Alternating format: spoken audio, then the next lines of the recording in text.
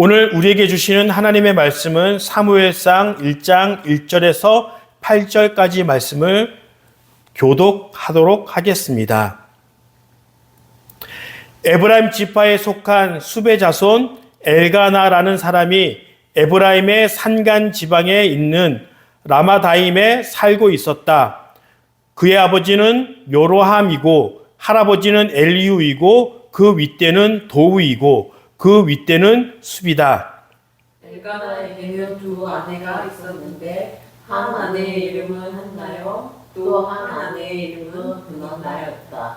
브니나에게는 자녀들이 있었지만 한나에게는 자녀가 하나도 없었다. 엘가나는 매년 한 번씩 자기가 사는 성읍에서 실로로 올라가서 만군의 주님께 경배하며 제사를 드렸다. 그곳에는 엘리의 두 아들인 홈니와 비느하스가 주님의 제사장으로 있었다. 엘가나는 제사를 드리고 나서는 늘 아내의 브니나와 그가 낳은 모든 아들 딸들에게 제물을 각각 한 족씩 나누어 주곤 하였다. 그러나 한나에게는 두 몫을 주었다. 비록 주님께서 한나의 태를 닫아 놓으셨지만 엘가나는 한나를 사랑하였다. 주님께서 한나의 태를 닫아 놓으셨으므로 그의 저주인 브닌나는 한나를 괴롭히고 없이 여겼다. 이런 일이 매년 거듭되었다. 한나가 주님의 집으로 올라갈 때마다 브닌나가 한나의 마음을 늘 그렇게 괴롭혔으므로 한나는 울기만 하고 아무것도 먹지 않았다. 그럴 때마다 남편 엘가나가 한나를 위로하였다. 여보, 왜 울기만 하오? 왜 먹지 않으려 하오? 왜 늘 그렇게 슬퍼만 하는 거요? 당신이 열 아들을 두었다고 해도 내가 당신에게 하는 만큼 하겠소. 아멘. 하나님께서 한나를 사용하시는 방법이라는 제목으로 말씀을 전할 때 큰 은혜가 있길 간절히 소망합니다. 부모와 자녀의 관계는 어쩌면 절대적인 관계입니다. 그 천륜이라고 부르죠. 그런데 그 천륜을 부모의 마음가짐과 자녀의 마음가짐에 따라서 다르게 나타날 수 있지만 한국 사회가 갖고 있는 부모와 자녀의 관계가 있습니다.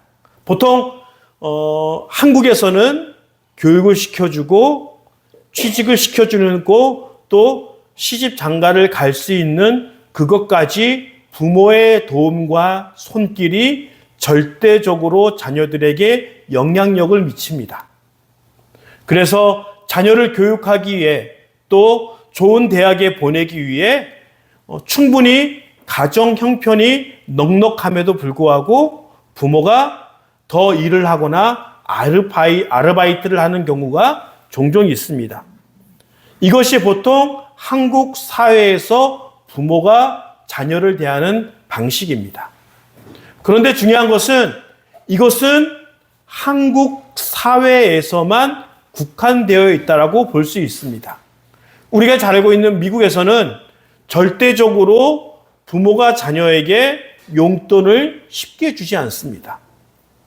단돈 1,000원, 단돈 10,000원일지라도 그 어린 자녀들이 설거지를 한다거나 아니면 구두를 닦는다거나 그렇게 돈을 벌어야 하는 일들을 정해놓고 그 일들을 했을 때 비로소 용돈을 제공해주며 아무리 부자일지라도 자녀가 대학을 가면은 그 대학을 가는 등록금만 제공해주고 그제부터는 자녀가 열심히 아르바이트하고 돈을 벌며 자신의 용돈을 벌어야 하는 그런 일들이 미국에서는 일어납니다. 같은 부모와 같은 자녀의 상황이지만 한국 사회에서와 미국 사회에서 자녀와 부모의 관계는 충분히 다를 수 있다는 것입니다. 이와 같이 우리 생각으로 그들의 관계를 이렇다 저렇다 이야기할 수 없고 또 그들의 입장에서 우리의 문화와 상황을 이렇다 저렇다 할 수 없지만 충분히 이해하지 못하는 영역들이 충분히 존재합니다. 이와 같이 이것을 확장시켜서 적용해 보면 우리에게 있어서는 일부 일처제가 확립이 되어진 지 오래되었습니다. 비록 조선시대 때 첩이나 뭐 그런 부분들이 있었지만 조선시대 이전부터 우리나라는 일부 일처제의 사회에 속해져 있기 때문에 특별히 이슬람 사람들이 갖고 있는 일부 다처제를 이해하고 받아들이는 것에 대해서는 충분히 문제점이 존재합니다. 우리가 생각하기에 어떻게 일부 다처제를 그렇게 생활하며 살 수 있을까? 서로 싸우지 않을까? 서로 시기하고 질투하는 일에 있어서 그 가정이 그렇게 온전하게 지탱할 수 있을까라는 우리 문화, 우리 상황에서 그들의 문화를 이해하지 못할 때가 종종 있습니다. 그런데 모든 문화라는 것은 분쟁이 있고 다툼이 있으면 그 제도가 오랫동안 지속될 수 없습니다. 우리가 생각하지 못하는 일부 다처제를 그렇게 생활하는 그 문화에서는 그 나름의 존중하고 그 문화를 만들어가는 합리적인 방식들이 존재한다는 것입니다. 첫 번째, 일부 다처제의 문화에서는 그 여러 명의 아내들에게 독자적인 집과 화장실을 갖추어 줄 수 있는 상황에서 다른 아내를 받아들일 수 있는 거예요. 뭐 한 집에 다 여러 명의 아내가 있는 것이 아니라 이슬람의 경우에는 여러 명의 아내를 두되 그 아내 한 명에게 무조건 방과 화장실이 딸린 집을 제공해 줄 수 있어야 합니다.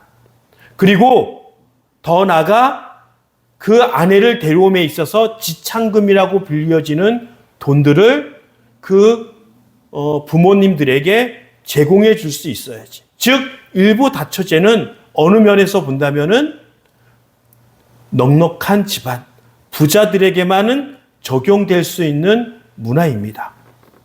그렇다면 남자 입장에서는 그 일부 다처제가 꼭 좋지만은 않습니다. 보통 부부 가운데 잠자리를 했을 때 나는 오늘 이 아내와 잠자리를 갖고 싶고 내일은 저 아내와 잠자리를 갖고 싶고 특별히 더 예뻐 보이는 사람에게 그렇게 잠자리를 해야 된다는데 그렇지 않아요. 나름대로 그 안에 시스템이 있는 것입니다. 내가 아무리 오늘은 이 두 번째 아내가 예뻐 보여서 잠자리를 같이 하고 싶어 하지만 남자의 마음으로 그렇게 할 수 없는 거예요. 아내들끼리 서로 순서를 정해서 오늘은 첫 번째 아내, 그리고 내일은 두 번째 아내, 이렇게 순번이 딱딱딱 정해져 있다는 거예요. 그래서 야곱이 레아보다는 라헬을 훨씬 더 사랑하였고 레아는 보통 성경에서는 그렇게 사랑해 보이는 것처럼 기록되어 있지 않지만 레아에게 더 많은 자녀가 출산되어진 것은 그런 순번이 정해져 있기에 의무적으로도 그렇게 잠자리를 해야 하는 상황에 있다는 것입니다. 그리고 우리는 이해할 수 없지만 그 여러 명의 아내들끼리 어쩌면 친자매처럼 사이좋게 지낼 수 있는 문화적인 상황도 갖추어질 수 있다는 거예요. 우리 관점에서는 어떻게 저렇게 친하게 지낼 수 있을까? 서로 질투하고 싸움이 날 수밖에 없는 상황이 일부 일처제의 상황이었다면 일부 다처제의 상황이 1000년 이상 내려왔다면 우리가 생각하는 것만큼의 분쟁이나 어려움은 없을 수 있고 그것을 그렇게 받아들이고 순응하면 어쩌면은 친하게 지낼 수 있는 상황도 되어질 수 있다는 것입니다. 오늘 성경 본문에서는 엘가나와 그의 아내 한나가 나옵니다. 그리고 그 한나가 출산하지 못해서 다른 여자를 와이프로, 아내로 받아들이며 그 아내를 통해서 출산하는 일들이 일어납니다. 그 아내의 이름은 브닛나입니다. 그런데 우리가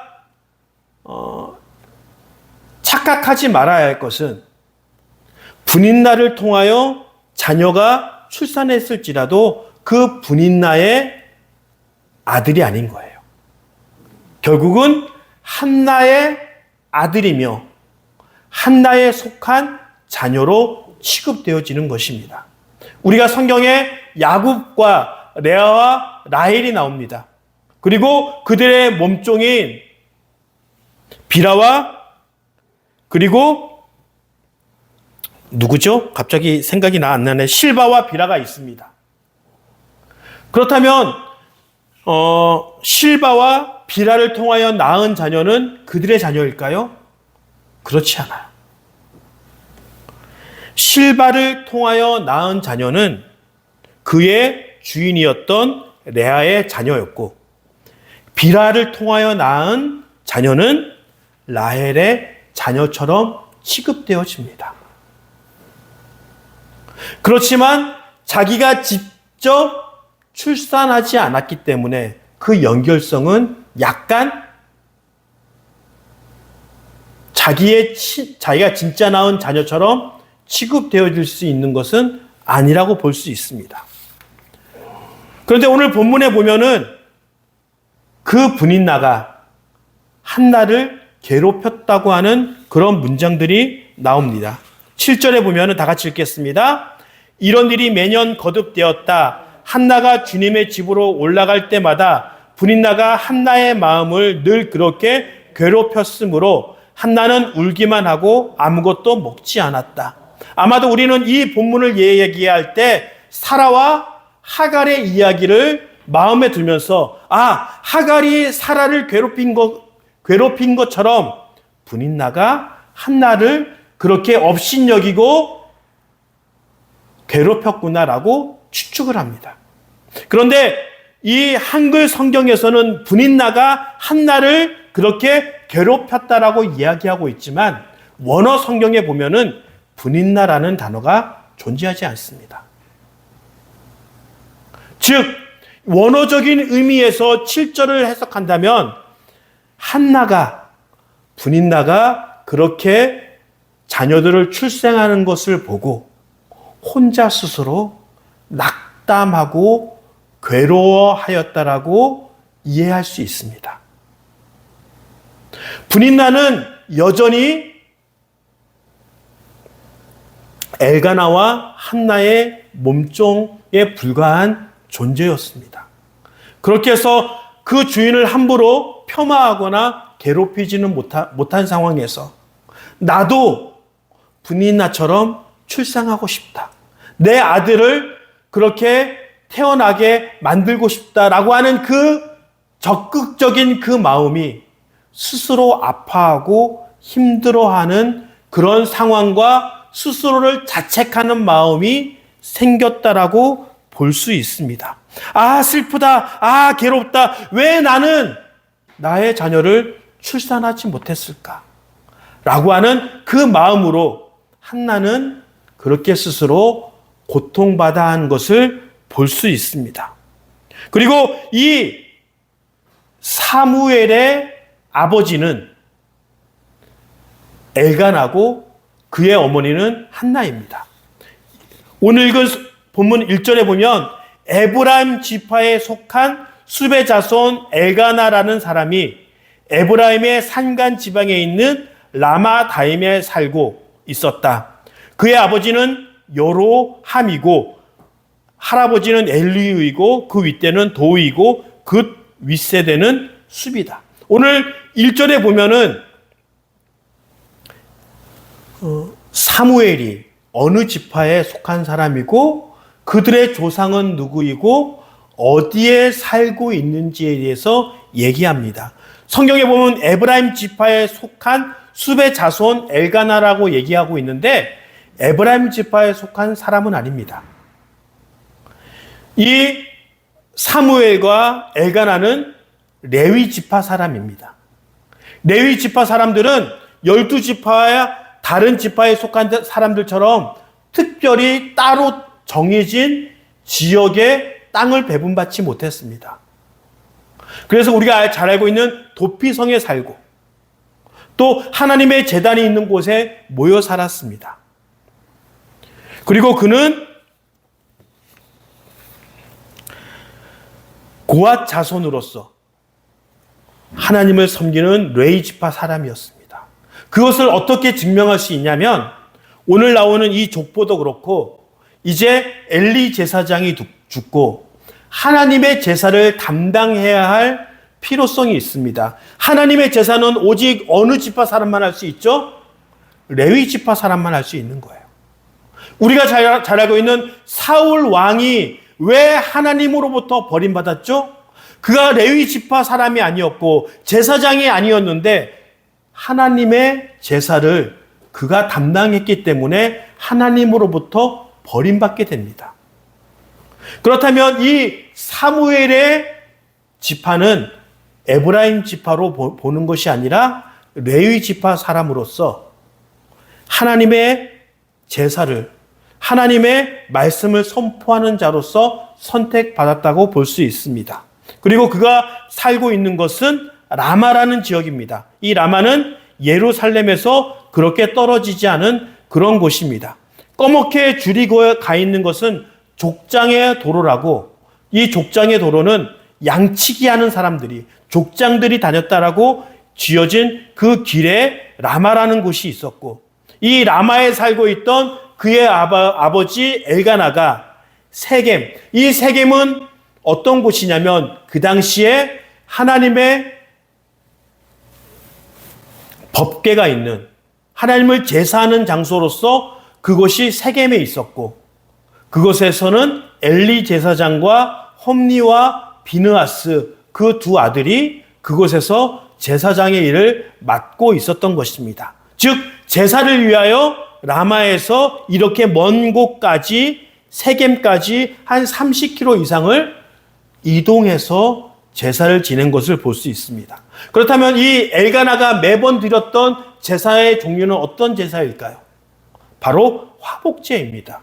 왜 화목제라고 이야기를 하냐면 제사를 지낸 음식을 어떻게 해요? 가져와서 브린나와 그의 아들에게도 주었지만 한나에게는 2배로 주었다. 즉 이스라엘 사람들이 드릴 수 있는 5가지 제사 중에서 화목제는 제사를 드린 사람이 그 제물을 드리고 나서 가지고 와서 같이 나누어 먹을 수 있는 제사이기에 화목제를 지냈던 것을 볼 수 있습니다. 그리고 더 나아가 이 엘가나는 한나를 매우 사랑한 것을 볼 수 있습니다. 그렇게 스스로 자책하며 나에게는 아들을 출생하지 못했다라고 스스로를 자책하고 괴로워했을 때 괜찮아. 내가 당신을 자녀가 없을지라도 사랑하고 그것에 흔들리지 않고 더 많은 것을 베풀면서 사랑해 준 것을 볼 수 있습니다. 사람에게는 어떤 것으로 채울 수 없는 부족함이 늘 존재합니다.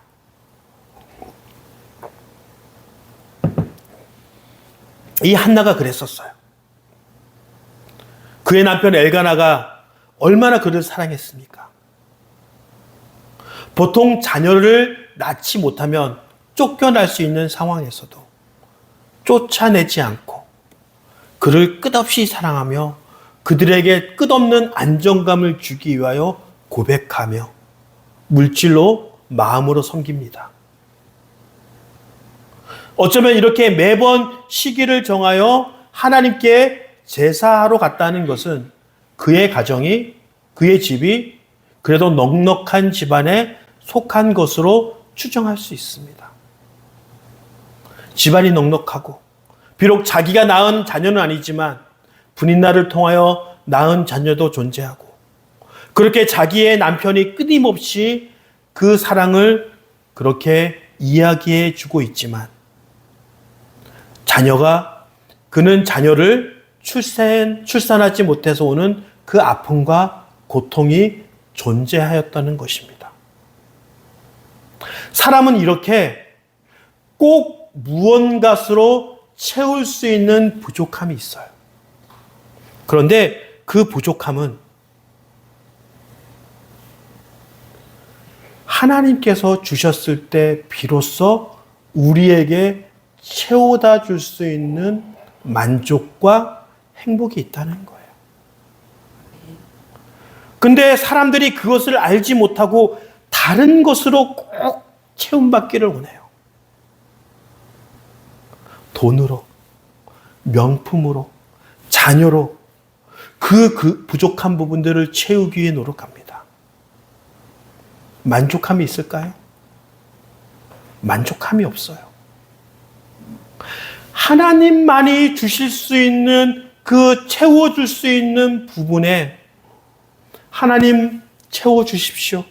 하나님을 경험하길 원합니다라고 얻어질 수 있는 그 풍요로움이 그것으로부터 채워지기를 원하지 않고 돈으로, 인간으로, 자녀로, 권력으로 채움받기 원하니까 결국은 채워지지 못하는 갈증과 불안함으로 불안하게 살아갑니다. 한나에게는 그 유일하게 자녀만이 채워줄 수 있는 하나님을 통하여 주어진 자녀만이 제공해 줄 수 있는 안정감, 행복함이 있었어요. 혹시 여러분들은 지금 내 안에 있는 그 어려움, 아픔, 부족함을 채우기 위하여 노력한 것이 있다면 그것이 하나님이 주실 수 있는 것인지 점검해 보셔야 합니다. 그리고 그것을 통하여 하나님 채워달라고 하나님께서 주시는 공급함을 사모하면서 기도하면서 믿음으로 얻으셔야 합니다. 내가 지금 당장 열심히 노력하고 내가 열심히 운동해서 얻어지는 건강과 재정과 자녀가 나에게 만족감을 주는 것이 아니라 누가 주는 것? 하나님이 주시는 것.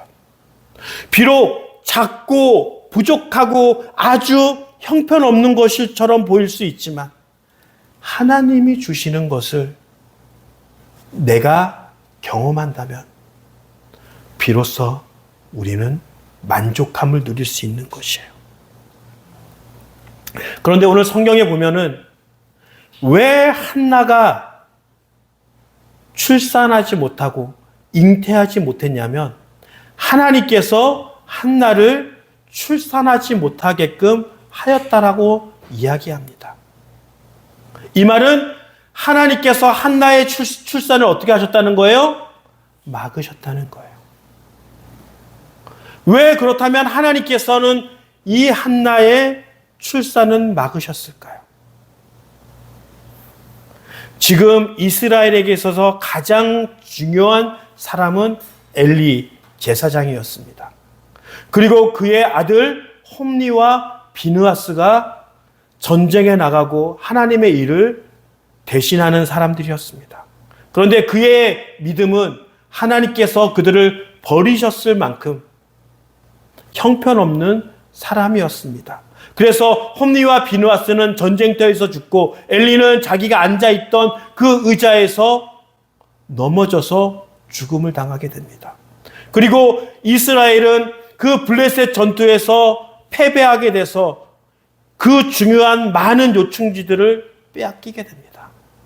그렇다면 이제 하나님의 제사도 회복되어야 되며 이제 그 블레셋과의 전쟁에서도 승리할 만한 또 하나님께서 선택하신 사울 왕과 다윗 왕에게 기름 부어줄 하나님께서 선택하신 중요한 한 사람을 하나님께서는 기다리고 계셨어요. 근데 그렇게 중요한 사람을 누구를 통하여? 한나를 통하여 하나님의 놀라운 일들을 하시기를 원하셨던 거예요.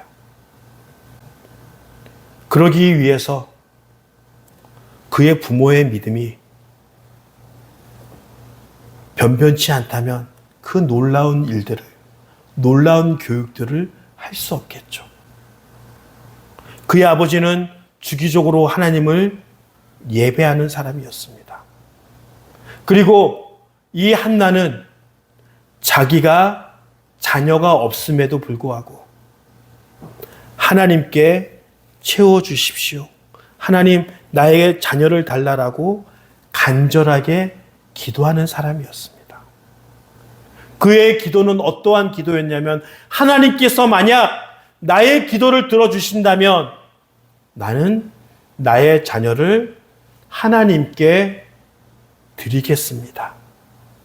라고 그렇게 서원할 수 있는, 그렇게 사랑하고 그렇게 절대적으로 자녀를 구하고 있었지만 그 자녀를 하나님께 드릴 수 있는 위대한 믿음의 사람이었다는 거예요. 그리고 그가 엘리 제사장 밑에서 착실하게 하나님을 경험하며 배워가고 있을 때 옷으로, 음식으로 뒷받침을 해주었던 믿음의 어머니였다는 거예요. 그래서 한나에게 자녀가 생긴다는 것은 한나 입장에서 어떻게 된 거예요? 이 자녀는 하나님께서 주셨구나. 이거를 알 수 있는 사람이었어요. 세상에는 하나님께서 그 많은 것들을 주셨음에도 하나님이 주신 것을 모르는 사람들이 참 많아요. 내가 잘해서 그렇지, 내 능력이 많아서 그렇지 착각하는 사람이 있어요. 또 어떤 사람들은 하나님이 주신다면 이걸 다시 하나님께 드리겠습니다라고 말은 하지만 직접 그것을 하나님께서 주셨을 때 그 약속을 잊어버리고 내 마음대로 살아가는 사람들이 매우 많습니다. 그러나 한나는 아들을 하나님께서 주신다면 하나님을 찬양하고 하나님께로부터 온 것을 알고 있는 사람이었고, 또 그가 아들을 얻기 위하여 하나님께 헌신하고 서원했던 것을 지킬 수 있는 사람이었기에 하나님은 한나를 통하여, 또 한나가 자녀가 생기면 하나님께서 주신 것이다, 하나님께 드려야 한다는 그 절실한 상황까지 미루시고 비로소 자녀를 주신 거예요. 많은 목사님들이 이 본문을 가지고 설교할 때 한나가 열심히 기도해서 하나님께서 자녀를 주셨기 때문에 기도해야 된다라고 설교합니다. 그런 영역도 많습니다. 그러나 하나님은 한나가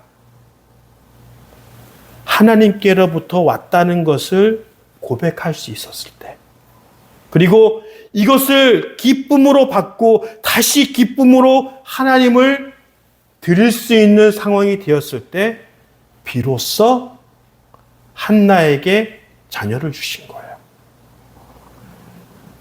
그 때가 되었기 때문에 하나님께서는 한나에게 자녀를 주신 거예요.